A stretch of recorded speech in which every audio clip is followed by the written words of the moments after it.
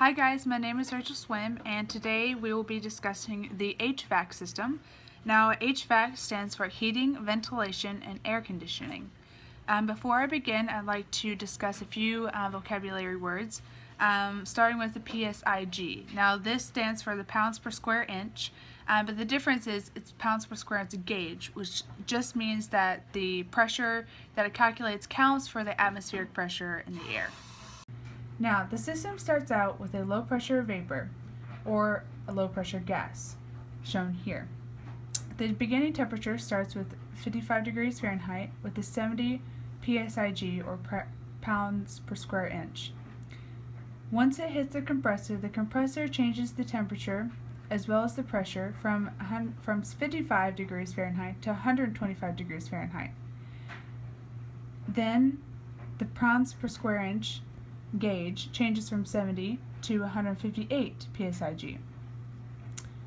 At this point, the system then sends the high pressure vapor through the lines, changing the temperature from 125 degrees Fahrenheit to 145 degrees Fahrenheit.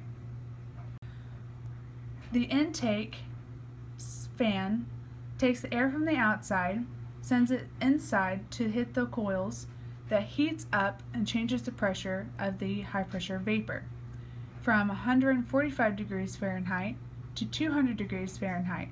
The pressure also changes from its original 158 PSIG to 278 PSIG. Now, at this point, the vapor reaches the condenser. The condenser changes the high pressure vapor to a high pressure liquid. At this time, the temperature also drops from 200 degrees Fahrenheit to 125 degrees Fahrenheit, and then from 125 degrees Fahrenheit to 115 degrees Fahrenheit, after it runs through the condenser. At this point, the high pressure liquid is 100% liquid. Then it enters back into the house and goes through the metering device, also known as the temperature differential. At this point, the temperature is 110 degrees Fahrenheit. Now, after the high pressure liquid reaches the metering device, the pressure changes from 158 PSIG to 70 PSIG. At this point, the temperature has dropped from 110 degrees Fahrenheit to 40 degrees Fahrenheit.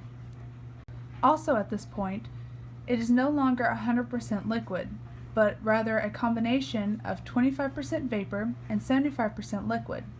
Once the vapor-liquid mixture reaches the evaporator, it then evaporates the liquid to 100% vapor. At this point, the process begins again, and the temperature changes to 55 degrees Fahrenheit.